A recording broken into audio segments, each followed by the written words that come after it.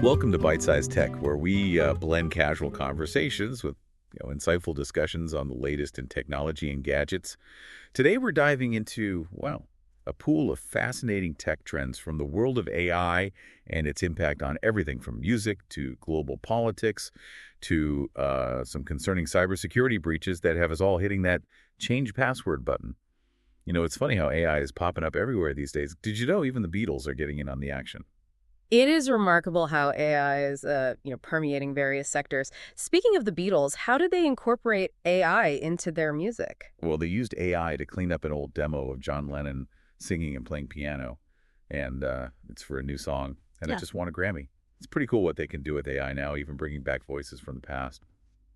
But speaking of things that might make you want to change your password, let's shift gears and talk about some cybersecurity concerns. Grubhub just got hit with a pretty big hack, and unfortunately it seems like data breaches are becoming all too common these days. It is a sobering reminder that as our lives become increasingly digital, we need to be more vigilant about, online security. In the case of Grubhub, hackers gained access to personal data from customers, merchants, and drivers who interacted with customer care. Campus Diners, a platform used by many college campuses, was also affected. And to make things even more concerning, there's news of another potential mega breach affecting PowerSchool, a company that provides software to schools. We don't even know the full extent of the damage yet, but it could be one of the biggest breaches of the year so far. This highlights the vulnerability of our education systems. Schools often lack the resources for robust cybersecurity, making them prime targets for hackers. Speaking of targets, it seems like no industry is immune to the allure of AI. We're seeing huge investments like the founder of Ola, a ride-hailing company, putting $230 million into an Indian AI startup called Krutrim. They're aiming to raise over $1 billion by 2026 and really put India on the map as an AI powerhouse. India's move into the AI arena is significant. They have the technical talent and a massive market, positioning them to become a major player alongside the US and China. It's like a global AI race is heating up. And then you've got companies like DeepSeek shaking things up. They're developing incredibly cost-effective AI models that are giving giants like NVIDIA a run for their money. It's actually making some investors nervous because the DeepSeek is proving you don't need to spend billions to be at the forefront of AI. DeepSeek's success is a classic example of disruption. It challenges the traditional bigger is better mentality and could lead to a shift in the AI landscape. Now get this. OpenAI, the company behind ChatGPT, just launched a new feature called Deep Research. It's basically an autonomous research agent that uses something called the O3 model to sift through tons of data and generate reports. The O3 model, to clarify, is a powerful language model that can process and understand information on a large scale. OpenAI's Deep Research feature uses this model to essentially automate the research process. So think about this. How will this change how we approach research papers, homework, or even just staying informed? It's pretty mind-blowing, right? It has the potential to revolutionize research. Imagine having an AI assistant that can do the heavy lifting of data collection and analysis. Of course, we need to be mindful of potential biases and ensure responsible use, but the possibilities are exciting. But AI isn't all sunshine and roses. While some are using it to advance research, others are building AI traps to catch those pesky data scrapers who ignore robots.txt rules. It's like a digital game of cat and mouse, with some folks setting up these traps to protect their data. This raises ethical questions about how we control AI and what safeguards we need to implement. Where do we draw the line between ethical hacking and justified protection? It's a complex debate. It definitely brings up some interesting questions about, how we navigate this evolving digital landscape. Speaking of navigating, have you heard about this new service Apple is supposedly working on? It's called Confetti, and it's supposed to be like a high-tech way to manage events and invitations. Oh yeah, Confetti. I read about that. Sounds pretty cool. Apparently, it'll be tied to the Calendar app and offer a new way to invite people to events. Think Evite, but seamlessly integrated with your Apple ecosystem. No more clunky third-party apps. Seamless integration is definitely a key factor for user adoption. And if the rumors are true, Confetti will be free and ad-free, which is always a bonus. There's even talk of integrating it with photos so you can easily share pictures from events. It sounds like Apple is trying to streamline that whole event planning process. Boy. And speaking of streamlining, let's talk about Meta and their metaverse ambitions. It seems like they're hitting a bit of a reality check. That's right. There was a lot of initial hype surrounding the metaverse, but now it seems like Meta is feeling the pressure to deliver, tangible results. Their CTO even sent out a memo to employees warning that the metaverse could be a legendary misadventure if they don't figure out how to boost sales. Yikes. That doesn't sound too promising. They're planning to launch a bunch of AI-powered wearable devices this year, but it remains to be seen if that will be enough to convince people to jump into the virtual world. The success of the metaverse hinges on creating compelling experiences that people actually want to engage with. It's not just about the technology, it's about the content and the community. But that's not enough to just build a cool virtual world. You need to give people a reason to actually want to spend time there. Exactly. Now let's shift gears and talk about a new development in the world of biosensors. These graphene tattoos are basically flexible, stick-on patches that could revolutionize health monitoring. Graphene tattoos. That sounds like something straight out of a sci-fi movie. Well, graphene's unique properties make it ideal for creating sensors that are both sensitive and durable. Imagine being able to track your vital signs, monitor your glucose levels, or even detect early signs of disease with a simple, painless tattoo. That would be incredible. Talk about a game changer in healthcare. It's a testament to how technology is blurring the lines between the physical and digital realms. Okay, let's take a break from the life-changing tech and talk about something a little closer to home. Have you seen this super augmented carbon handlebar for bicycles called Flight Deck? It's like giving your bike a high-tech makeover. I haven't seen it yet, but I'm intrigued. What kind of features does it have? Well, it has everything from a built-in headlight and theft alarm to GPS navigation and a full-color touchscreen display, like turning your bike into a rolling smart device. For the tech-savvy cyclist who wants to be connected on the go. It's fascinating to see how technology is being used to enhance traditional modes of transportation. And for those of us who love gadgets, it's definitely an appealing concept. Now let's get back to the mind-bending world of AI. There's a new tool that lets you communicate with a simulated version of your future self. It's kind of wild. You input your personal data and preferences, and the AI generates responses based on how it thinks your future self would think and feel. Wow, that sounds like something out of a sci-fi movie. I wonder how accurate it is. Right. Like, what if your future self turns out to be a total jerk? Is that on you, or is it the AI's fault? It's a bit of a philosophical conundrum, but it's a fascinating concept nonetheless. It certainly raises some interesting questions about identity and the nature of self. And speaking of AI and its potential impact, let's revisit OpenAI's deep research feature for a moment. This autonomous research agent has the potential to significantly accelerate the pace of research and discovery across various fields. It's like having a super smart research intern who never sleeps and never complains. It could be a game changer for how we approach research, from academic papers to everyday information gathering. Exactly. However, there are valid concerns about potential biases in the data it uses and the need for human oversight to ensure accuracy and responsible use. We can't just blindly trust the output of any AI system, no matter how sophisticated it seems. That's a good point. Speaking of shaking things up, remember DeepSeek, the company that's been giving those big AI players a run for their money? Well, they're continuing to innovate with their cost-effective AI models.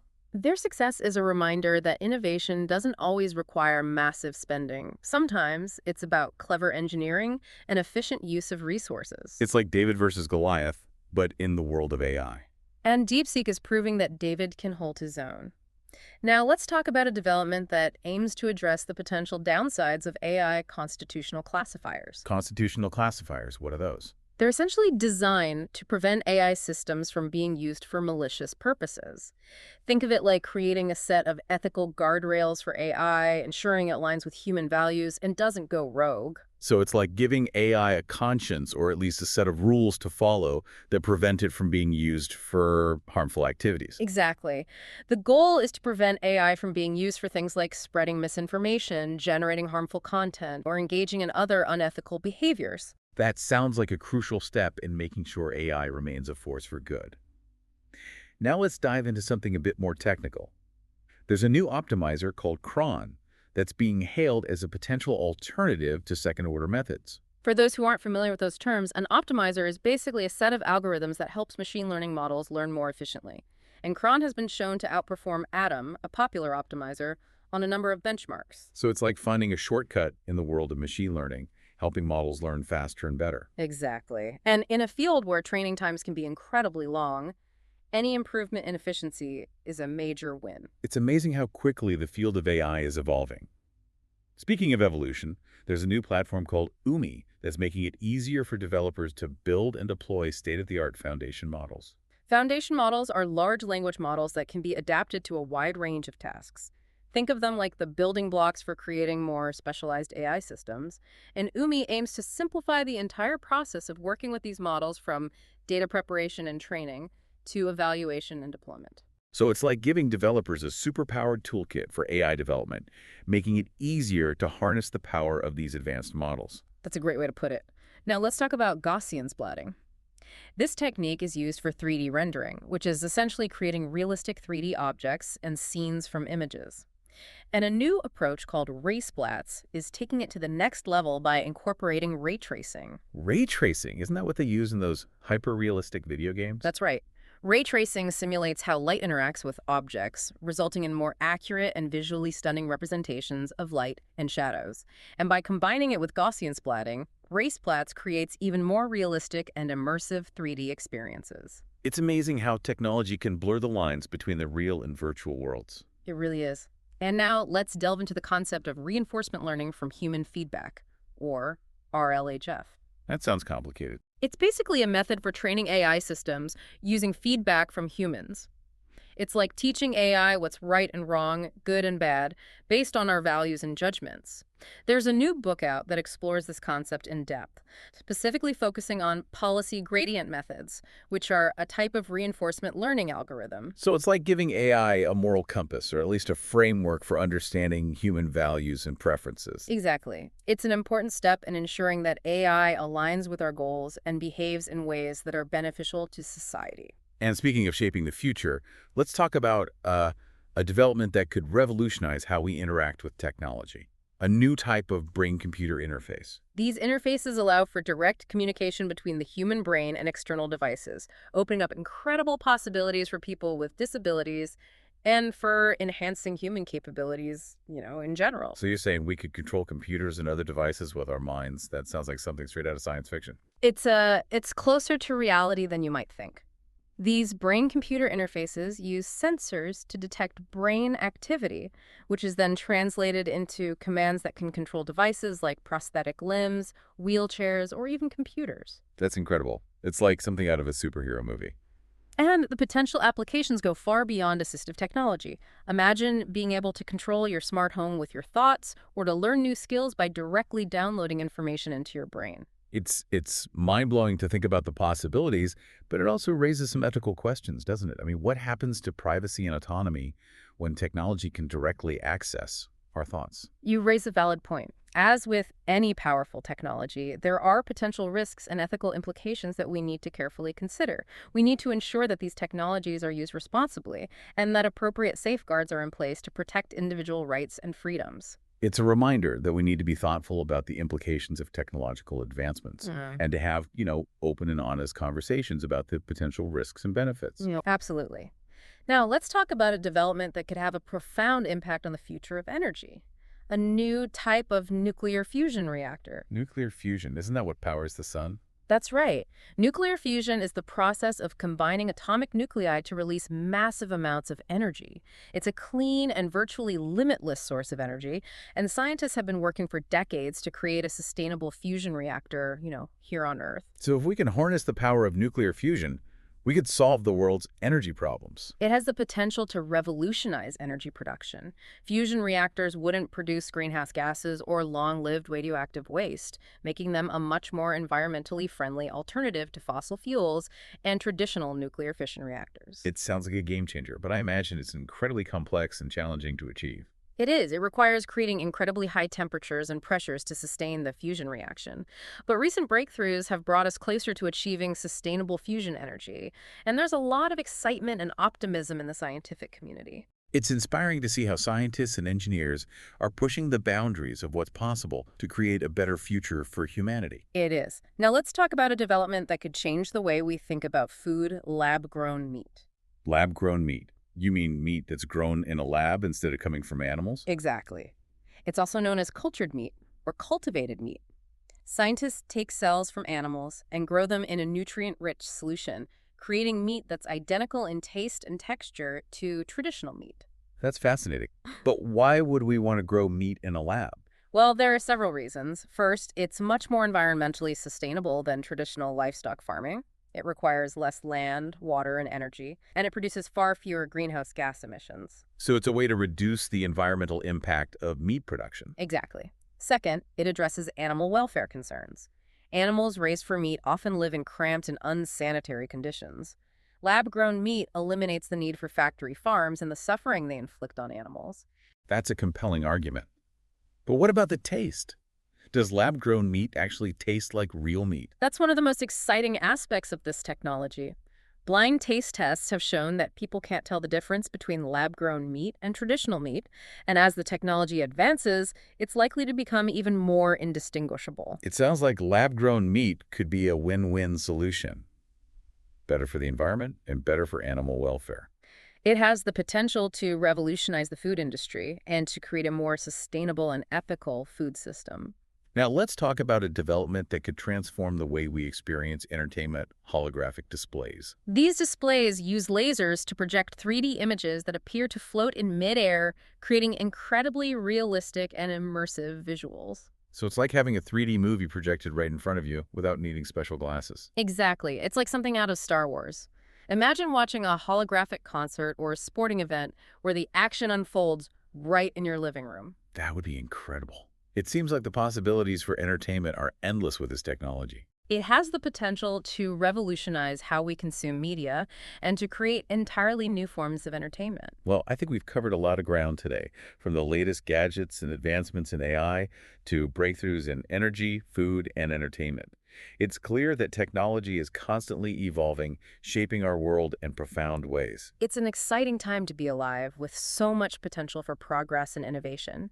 But it's also important to be mindful of the ethical implications of these advancements and to ensure that technology is used for good.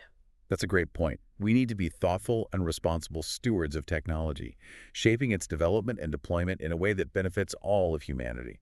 Thanks for joining us on this deep dive into the world of technology. It's been a pleasure exploring these fascinating topics with you. And thank you for listening to Byte-Sized Tech.